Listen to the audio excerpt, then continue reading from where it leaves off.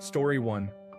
I've probably got more than a year left in me, but with stage 4 colon cancer, who knows? I'm actually in a chemotherapy infusion right now. The only thing I honestly want is to spend every waking moment with my young children. The thought of them growing up without me, without knowing who I am, is probably the thing that weighs most heavily on my mind. But as far as actionable list items, I need to climb a mountain again. I grew up near the Rockies and have backpacked and hiked all through the southern Rockies. I keep thinking about when I'm done with chemotherapy, seeing if I can't bag a few of the simpler peaks near the Denver metro area. I'd like to start a group in Indianapolis with this or similar hikes and climbs in mind, but haven't done so yet. I'll look into starting this though. Also, if anyone else in the Indianapolis area needs anything, please direct message me. I'm doing okay and would love to help someone in need out. Great thought. Original poster. Thanks for all the ideas, everyone. I'm gonna look into getting a small digital video camera that I or my wife can grab whenever to record what we are up to with the kids. I'll capture a lot of cell phone videos as well, but that can be cumbersome when trying to get an event. Thank you, kind stranger, for the gilding.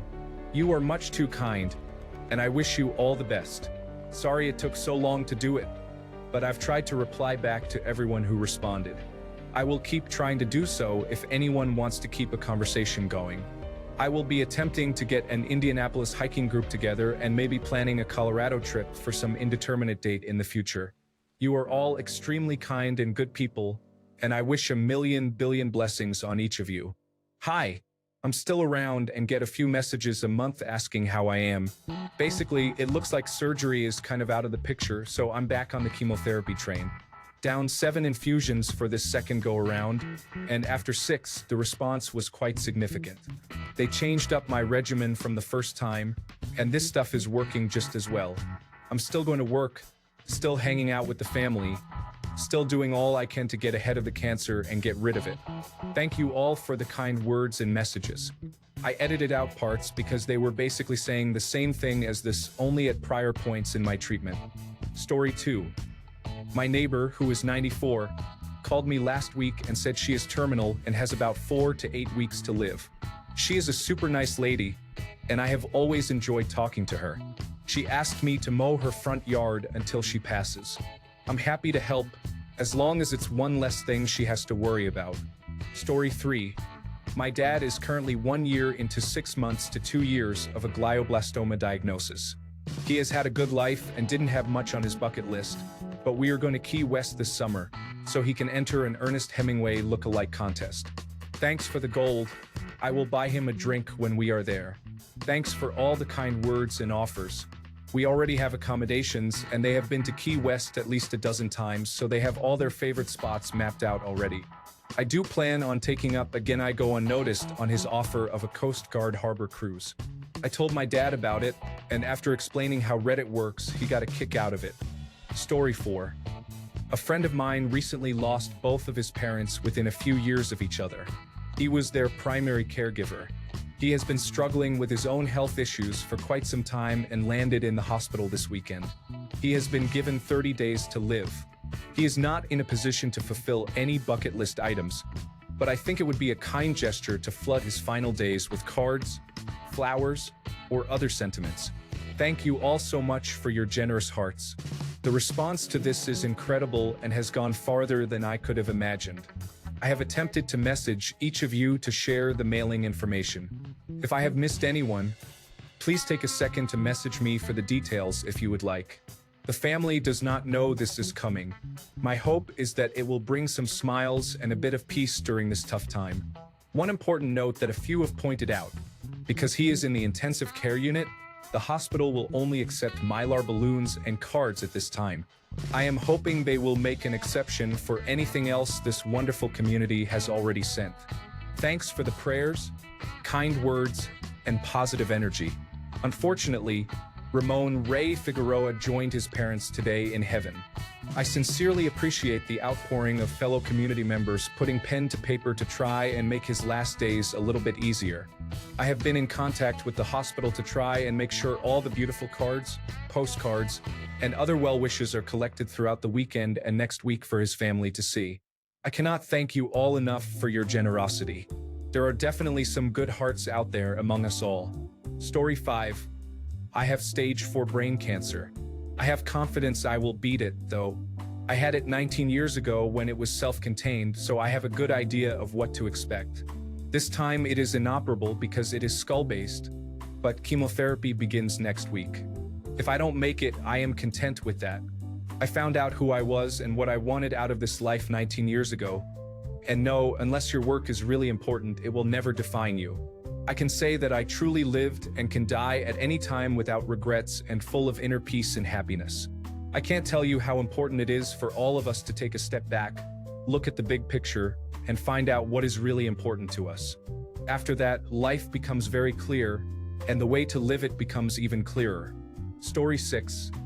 I work at a company that sells snacks. If anyone would like some, just message me and I can put together something for you. I know it's hardly anyone's bucket list, but hey, maybe someone out there just wants a cookie before they go. Story 7. My dad was diagnosed with stage 4 pancreatic cancer this spring. He has gone through 2 rounds of chemotherapy, and so far it has actually done a good job of shrinking the tumors. He's pretty miserable while doing chemotherapy, but he has reasonably long stretches between treatments when he feels fine. Based on his age and overall health, he could live more than a year, maybe a couple of years. But it's pancreatic cancer, we are not taking anything for granted. He has already taken a trip to Italy, where he was born, and he has visited or made plans to visit many old friends. We are all doing our best to just do everything normally. I will grieve after he's gone, not before. The one thing he really wanted that he never got was an old Volkswagen bus. He used to own one years ago but had to sell it for various reasons. Around 20 years ago, he bought a restorable one, basically a rusty shell. He paid a local Volkswagen mechanic thousands of dollars over several years and did lots of free database work for him, but the guy was unreliable and took him for a ride. He managed to get back about half the cash he paid, but of course no work had been done, and he was also out all the time he spent working on the guy's database.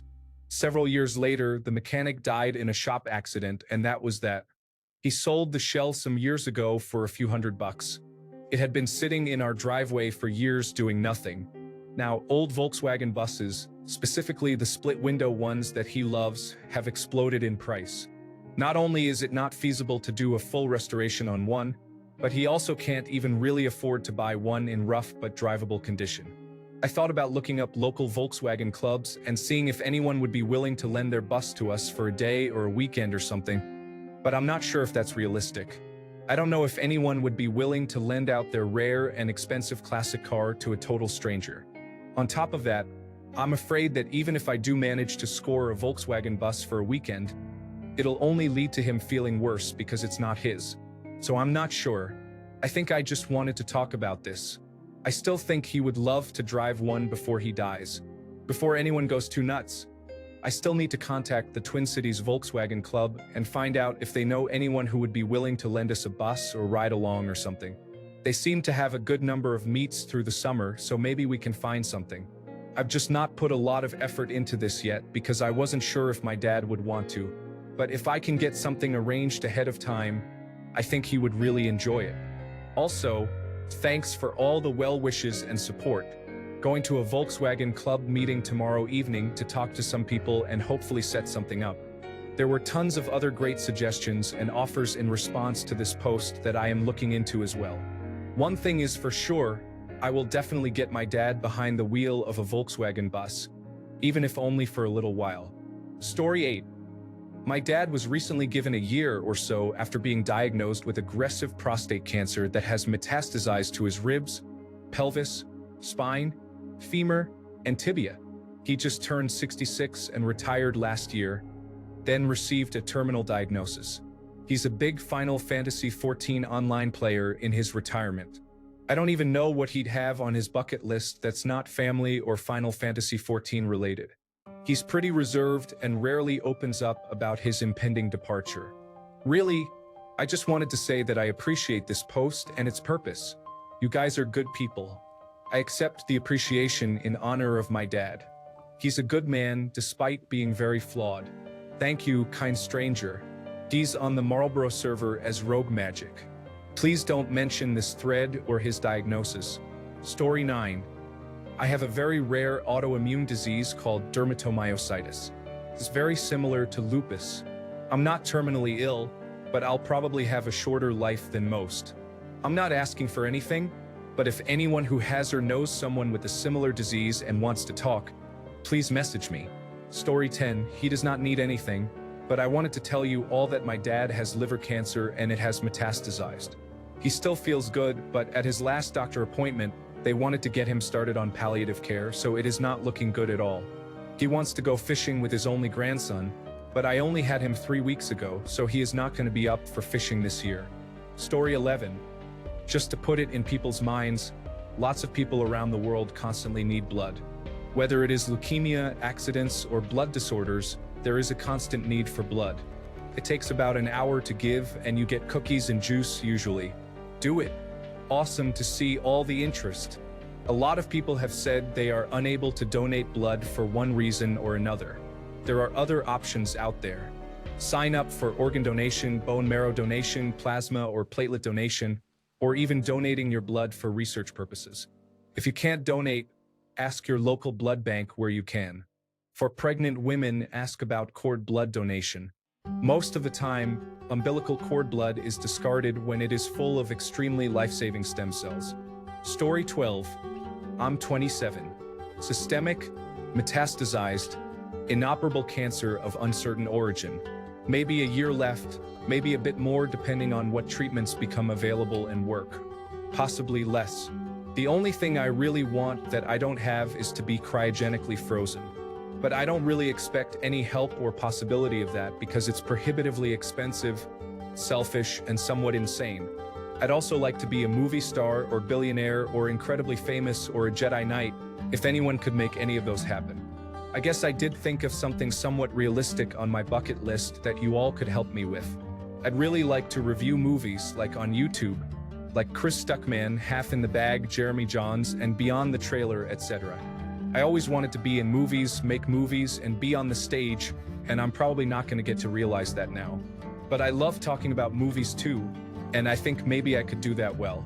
And that's most of what I do at home. I sit around and talk to my mom and my friends about movies, so if I made a bunch of videos of that, she would have them once I died, and it'd pretty much be like I was there, which she would like, and knowing that would make me feel good too. And it'd be way more fun putting thoughts and videos together if it felt like you people were watching, because that's how my brain works, I guess.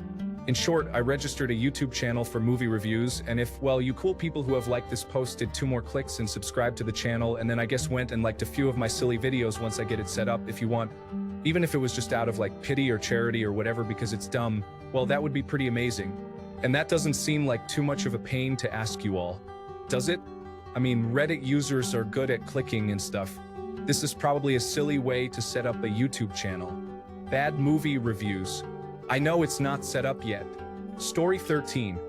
If anyone here lives in Switzerland and wants some help, I will happily assist in person. Otherwise, I'll help in any other way I can. I had lots of luck in my life and wish to give something back in a more personal way than just donating money. Story 14. I got sick and kept brushing it off. I ended up having congestive heart failure that I had ignored because I just thought I kept catching the crud going around at work. I was given a 50% chance to make it a year because my heart function was so low. I've made it farther, so that's great.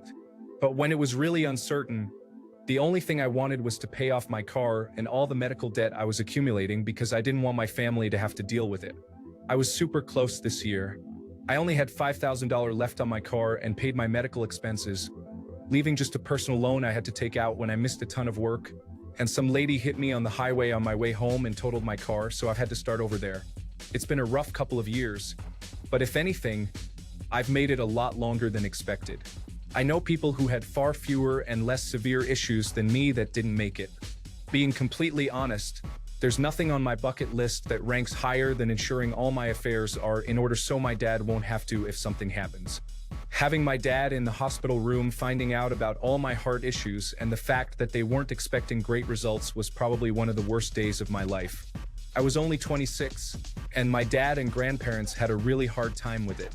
Sorry, there isn't much anyone can really do.